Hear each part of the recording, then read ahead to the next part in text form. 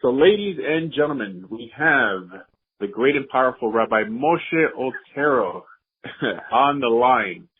I have a lot to say about Rabbi Moshe Otero. He's one of the first rabbis I've ever had the honor to speak to over 20 years ago when I first came to Judaism.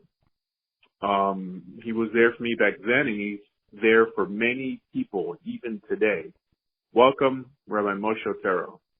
Shalom Aleichem, Asher. Good to hear your voice again, and a lot of good doing through your podcast on Facebook and all different media.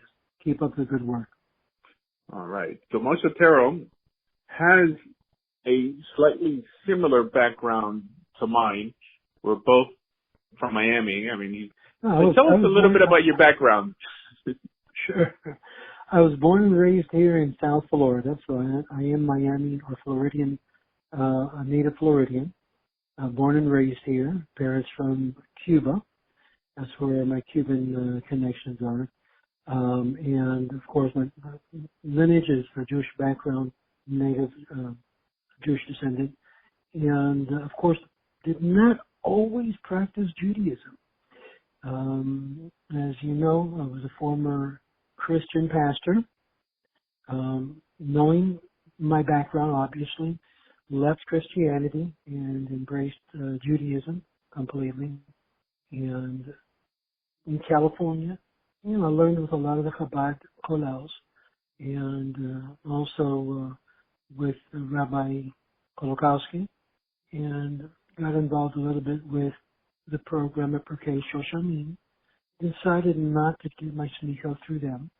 Got an independent, and that's where I'm at today. And looking forward to speaking to a lot of people today. Mm-hmm. You mentioned Chabad. I heard that you're related to a powerful Chabad family in South Florida. Can you tell us a little bit more about that? I would prefer not to. You could say it's going to be a hot topic, and I promised my sister not to even mention the situation there. But way before anything that's happened today, I had basically got unplugged or disconnected from Chabad because of the theological positioning that they are now in. And obviously, those of you who have seen some of my postings will think, man, this guy hates Chabad. No, just the opposite. More of an alarm that I sent out. And unfortunately, we're seeing the movement develop more into the likeness of first century Christianity. I know both sides. I know the whole history and studied to get a bachelor's degree in Christian theology as well as rabbinical studies. So to tell me that I don't know what I'm talking about, having gone to a lot of the kollels in Chabad, and they know me out there in California, Long Beach, California, Rabbi Ingalls, Rabbi David Eliezri, Rabbi Abba Silver, and great rabbis, great minds. And this is why it's so disturbing to find out that many of them still hold on to I consider the sales Messiah to be their Mashiach. The Rambam was very clear in the point of what a presumptive Messiah had to do to be able to qualify. Unfortunately, they're still with a shtick. They want to hold on to a Messiah that failed in every sense of the word. And yet, when you deal with Christians and Christian pastors, they say, oh, no, you're heretical. No, we don't accept this one. But they're in the same comments for the other one. So I see a double standard taking place, as Rabbi Berg mentioned, that would take place in his book, The Rebbe, the Messiah, and the Orthodox Indifference. And I see that Orthodox Indifference. Wow, do I see it. And I tested the ground. That's why I threw it out there. I wanted to see the reaction of those who embraced the idol that he has become. He wasn't that at the moment. They really thought he was going to be the King Messiah. And had he gone to Israel, that would have been it. Had the Sanhedrin accepted him, that would have been it. But it's like I said, a lot of could have, should have, would have, but he's not. He didn't build the temple either. It's not 770. Well, you spent many years of your life as a Chabadnik. You also taught in a Chabad yeshiva. Yes, I did. As a matter of fact, the one in question that caused this tragic situation for the Yun family. So I know the whole Chabad family down here in South Florida. All of the political power players and all of that. This is why a lot of people have written to me in my messenger upset, saying, "How could you? You're Mumser, you're this, you're that." It's like it's like coming out of Christianity. You're a heretic. You've fallen away, and the reality is just the opposite. It's like I said. I saw the light. And unfortunately, the light is not whom they say it is. My comment is very simple. Move on. He didn't do it. He didn't complete it. He's not the Moshe Rabbeinu of our generation. And he's not the Mashiach. And therefore, let's look for another one and let Hashem be the one that set him up. Not the movement. I don't want to make the whole call about Chabad, but what Chabad did for me, it expanded my mind towards a different direction. It allowed me to see how far we can stretch Judaism. And this is why till now I have no problem embracing someone who lives an Orthodox lifestyle but happens to believe that Yeshua is the Messiah. If they do that, then I still consider them Jewish just because we consider Chabad still Jewish. It's broadened my horizons. It's amazing, Asher, you haven't gotten hate for that. Because the very moment you I said hate for that, I mean that they call you, Kofer and they call you this, because once you say that, once you say, I can believe in Yehoshua and still be Jewish, and then at the same time, you compare that and you say, I can believe in Mamash, the Rebbe Menachem Mendel Schneerson, and still be Jewish, and people don't get it. It is the same thing because we know both sides. We know that in Christianity there has been a morph as to the ideals. They don't get that yet. And yet I'm seeing, like you said properly, both worlds are becoming more similar one with the other. And that similarity, I am not the only one that brings it out, by the way. People think, you have something against Chabad, you hate Chabad, you loathe Chabad. I don't loathe Chabad, I don't loathe Chabad. Even in comparison to Christianity, I don't loathe Christianity. Christianity brought, as Rabbi Emden said, a double blessing upon this world. The Lubavitcher Rebbe brought a blessing upon the lives of many thousands of his followers. But when will you stop in adoring a human being over and beyond God? That's my issue. My issue is that they have made the Lubavitcher Rebbe into a new religion, which I call Schneersianity. Schneersianity is what it's becoming. When I first met you, you still are, but you were very famous, particularly in the Spanish or Hispanic Jewish community. You had a show called The Ways of Israel on TV, I think weekly, and you also had a radio program. Can you tell us a little bit about that? Yeah, we started it was interesting because, they said to me when I left California, they came down here and, my roots came down here and I came down here. They said, Moshe, why don't you host a radio show in Spanish on 1080? Now 1080 was a block programming. And I was always involved in marketing or television, radio, always. And one of the things that we did is that we had a show that was going to create the questions and answers. And I'll never forget one of the shows that we had on the radio station. So it was primarily a Christian block radio station. It's now owned by Salem Communication, the same station that I had the chance to speak with. Who's that Messianic conservative? I forgot his name now. Michael Brown? Michael Brown, yes, Michael Brown, who, by the way... He doesn't claim to be Messianic. He doesn't claim to be Messianic? No. Well, surprisingly. His theology aligns with traditional Christianity, belief in the Trinity. He considers himself a Jewish Christian. It's surprising because when he interviewed me, he was at least nice enough to be able to allow me to share my story, and you'll hear that on it's online, our conversation in my transition, so it's public record. But it's interesting because I challenged him, and he said if Jesus was not the Messiah, then he didn't believe in God or something to that regard. That God was a liar, as it were. And I said, "No, God could still be true, and you be the liar." And of course, that shocked a lot of the audience, and a lot of them called me up and said, "You have a point here." And I'm saying the same thing point regarding the other candidate, which everything that which the person said could be true, but yet the movement itself could be completely going to the wrong direction. And I understand what you're saying, Asher. I don't have any hate neither to Christians nor to Chabad, but there is a swinging that's taking place towards what I consider this as a very dangerous position for the Jewish community. Because here they are rejecting one argument, the first group, which I call the Messianic or Christians, and at the same time, they knock them down, at the same time they accept the other. So there is a double standard here. Right. That double standard is completely not called for.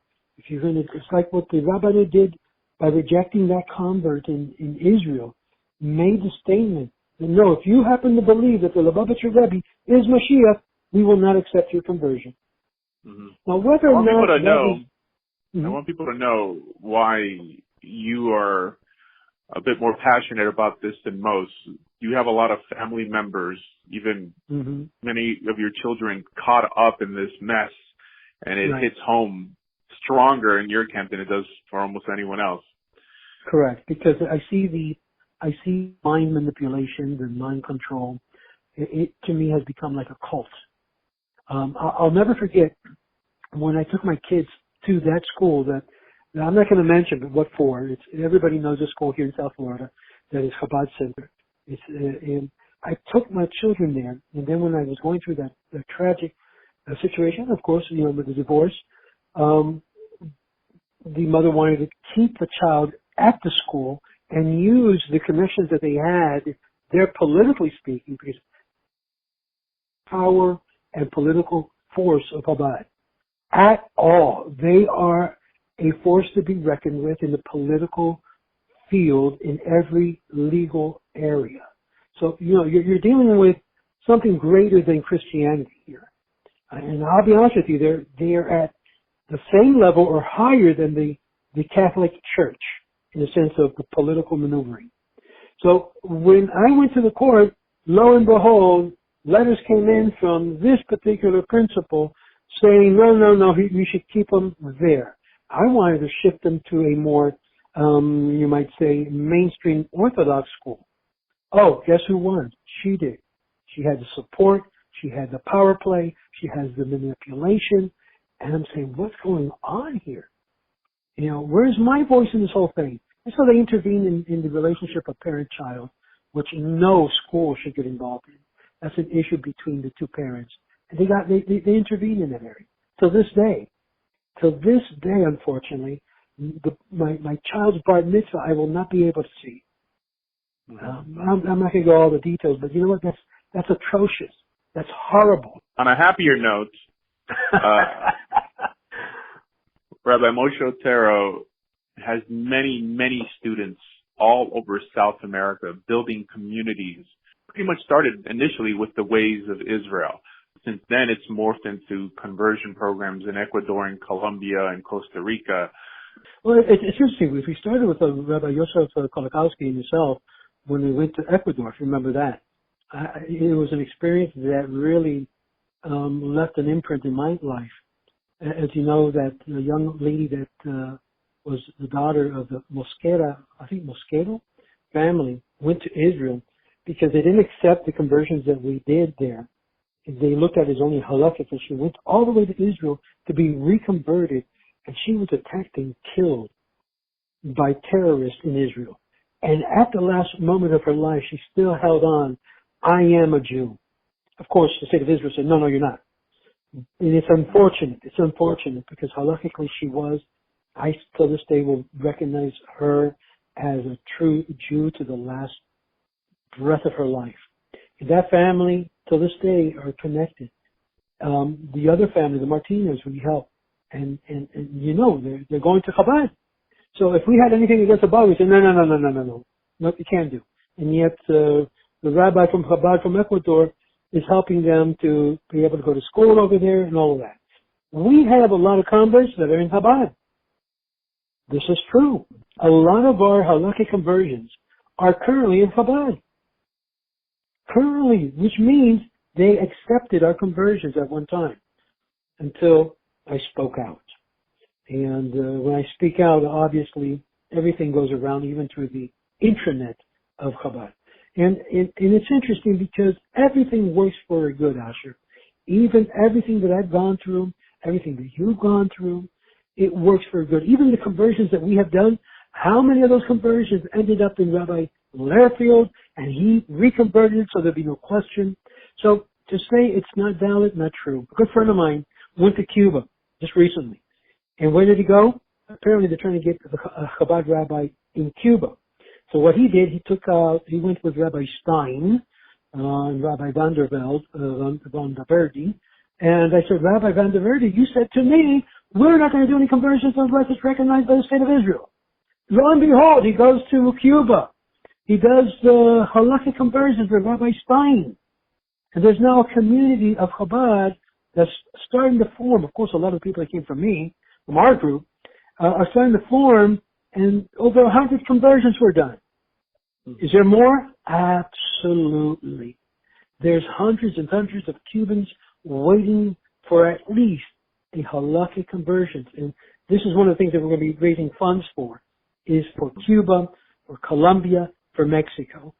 Those are the most unfocused. Now, we also have a gentleman that has a congregation of 100 people in Peru. Israel Susunaga, who I think you know him.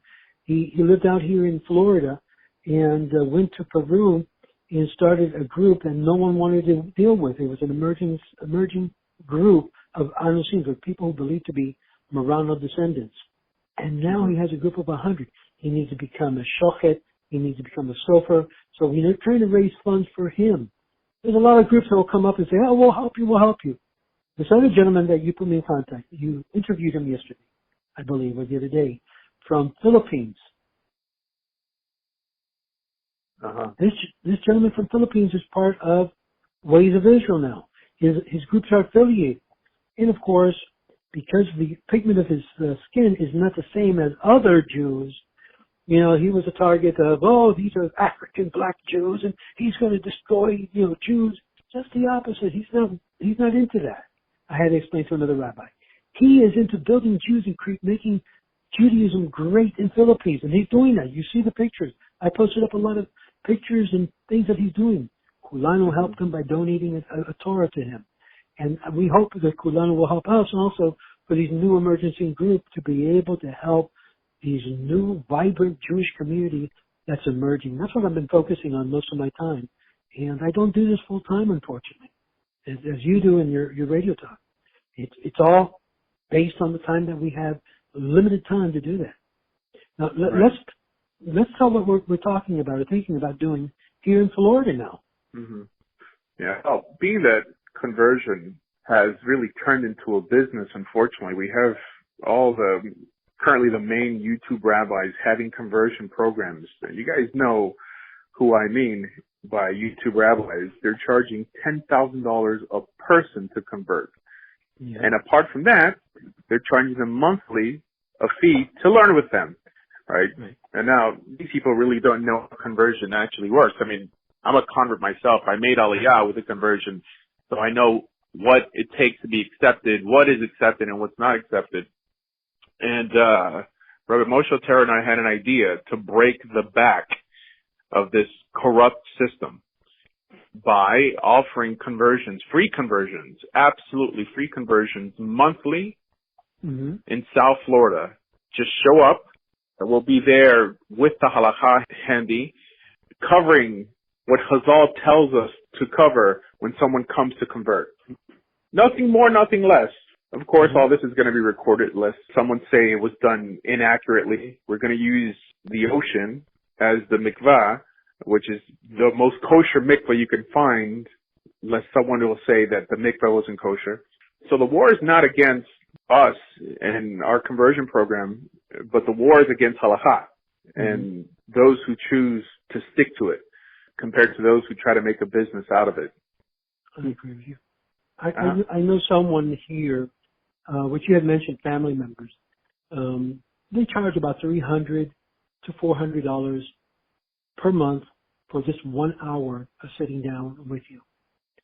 That's cheap, by the way. There's another rabbi that I know. He charged one of my students just to put him through the recognized system, $7,000 to $14,000, depending how much money he was making. So it's an issue that no one is talking about. The conversion business is, I call, the ching-ching of today's Judaism. You have a rabbi up there north, I'm not going to mention his name, but I think you mentioned and interviewed him before, who's charging $10,000 per head. This is complete ludicrous if it's not complete highway robbery. There's one more thing I want to add. We don't claim that our conversions are accepted by the State of Israel. They may be. The Sochnut, the Jewish agency, has expanded its horizon on what conversions they want to accept. The Rabbanut is more of a problem, but we're not claiming that these conversions are recognized by the Rabbanut or even the State of Israel. However, we're upfront in telling you that if you convert with us, you're doing it because you love Judaism and you respect halakha. Halakha is the guideline we're using. Now, all these other conversions that they're charging $10,000 plus per person for will lie to you and say, of course it's accepted. Don't worry about it. And take your money and run. That's the difference. And this is really why we chose to do this, as a response to the conversion crisis. Mm-hmm. I don't want anyone to say that we're in some way peddling fake conversions or we're lying to people. No. We're telling you off the bat that our conversions, in terms of recognition, are as recognized as your $10,000 conversion. Now, it behooves everyone to have the best conversion possible. And the only way to attain that is to move into a Jewish community and convert through a court that's recognized by the Rabbanut. There's probably around 25 of them in America. Correct. But most people don't live near Jewish communities and don't have that option. But that is the ideal. And I repeat, that's the ideal. We're not trying to fool you into anything. Although there's many people who never have that opportunity, who want to enter the Jewish people in a halachic manner, and we're here to facilitate that. Absolutely for free, and not just the conversions, we're marrying the couples for free as well. Now, when I say for free, it's not free for us. We have to pay for the ketubas. We have to arrange everything. But we're doing this as a service to build up Judaism worldwide. Which is a positive thing. Now, interesting enough, I was speaking with some rabbi on the West Coast who said, listen, if you're going to do this program in my community, I'm going to accept your conversions, no problem. Also from the East Coast, a rabbi, Hasidic rabbi, also said the same thing. So obviously there may be, some communities that will accept the conversions that we're doing, but we're not making any guarantees that they will. Those that are part of Ways of Israel, Los Caminos de Israel, Darchei Israel, will accept these conversions. I already sent a memo out to all of the administrators, giving them the green light on accepting halakhic conversions, like the one in Cuba with Rabbi Stein and Van der Verdi. Unfortunately, we have a big problem in Israel, as we know, and it has to do with the Rabbanut. It's a very strong control, and for people to understand, they only give 5,000 conversions per year, like an allotment, like a lotto. If the Rabbanut. The Rabbanut does. They will only recognize per year 5,000. They do that to have a control over how many people go through. Now, could you imagine? That's not enough. Why? Because just in Brazil alone, which we have a community out there, led by Adrian Lopez, who is now building a Beit HaMikdash, and he is of Jewish descent, by the way. And I tell him, go for it. Whatever I can do to push what you're doing and raising funds out there, I'm for you. We need to build these emerging communities for a lot of people who are completely on the outside of the fence, as it were, because they don't want to recognize that they're Jews or of Muslim descendant, or they've gone through a conversion that's a lucky conversion. So I said, go forward, and you'll see blessings taking place. And someone apparently donated him a nice amount of money, so he's building as a result of the work that we're doing on Facebook. So I encourage that. And such people, when they want to go through conversion, halakhic conversion, will be accepted and received in these communities, emerging communities. Now that's obviously going to pose a problem, because that's going to be a complete new movement, which is what I'm hoping with Hashem's help to be able to create, so that there's a welcome mat for these new converts and new Jews to come in and let them feel that the warmth and the love which is supposed to feel from day one they become Jewish. Not being rejected because, oh, you're a convert? That's completely a nasty result of not being well informed.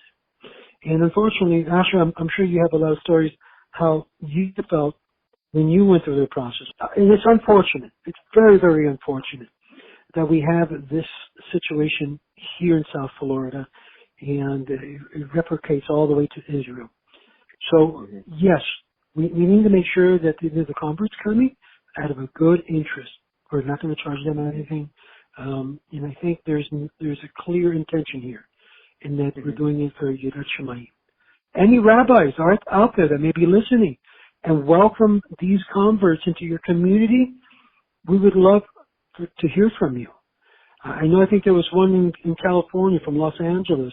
He says, yeah, we'll receive your converts. So it's opening up the possibilities in a level that people can't even understand. If someone wants to support what you're doing, how can they? Well, they can easily go to my PayPal, which is paypal.me/Los Caminos de Israel, and any amount would help. Believe it or not, we're now working on a project for Cuba. Our Cuba project, we call Project 2020, is to bring 3 rabbis to the island, get the rest of the people that needs to have conversions or returns, shavim, and build a private synagogue there. And by that I mean we're going to build off a private entity, private property, someone who's a Jew there, an actual Beit Knesset, so people can come and gather. There's also the issue of shechita, which we're looking to bring someone to the island to show how to shech chickens and small cattle like goats and sheep, which means we need to raise money for the knives that will be employed. And all of this is part of creating a new infrastructure in Cuba, because after the regime took place, it devastated Judaism. That's why Chabad tried to go in there with the established community and was kicked out. The Rabbi Chabad, which was sent from Argentina, was kicked out. And now they're trying to do it again. What we did is completely different. We sent 2 Cuban Jews to Israel to prepare themselves to become rabbis, to eventually have local rabbis that were born and raised in Cuba that are accepted by Cuba as the new rabbis. This is what we need to do. Not import rabbis from outside, but send them out to Israel or other institutions so they can prepare to become rabbis and go back to the island and there deal with Judaism right there in the island. That's what we're doing. And that costs money. And people don't realize. They think, oh, Rabbi Moshe, you have so much money. No. Believe me, if I show you the bank account, it's on zero. Because the last year we only got about $5,000. Now imagine if I would only get 10% of what Chabad makes, we'd be exploding. So I'm not looking to compete with Chabad, just the opposite. Chabad has their shtick. My focus is different. It's into Spanish, Latin America, which a lot of people already know of me, my videos, and that's why I focus more on the Hispanic world, because it's a world that they really cannot remunerate financially. They cannot pay what the average person would probably give in tzedakah. Someone sent me one time $10. That's almost like a whole month's wage. And I said to him, this is going right back to your community. I don't need the money. I work for a living. So the money that I raise, you can see the pushkas in different kosher sandwich. That alone, they look at the pictures. They push the pushka so no one gives money. I had about 2 or 3 times put the pushka back up onto the counters of some of these kosher places. But now we're going to be able to do something a little bit different. B'ezras Hashem, we want to get our website back up where people can go and collect. All of this costs money. You know that, Asher. Nothing is for free. There are costs involved. Well, so that's what we want to do. Rabbi Moshe Otero, thank you for taking the time and sharing with my audience visions for the future and the present. If God willing, a lot of these ideas will come into reality. B'ezras Hashem, with Hashem's help, everything is possible. And Asher, I want to thank you because I've been keeping up to all your teachings, and you hit it on the dot constantly and repetitively. And one of the things that I see you do have, I don't, is the ability to be able to bring people together, and that's a big plus.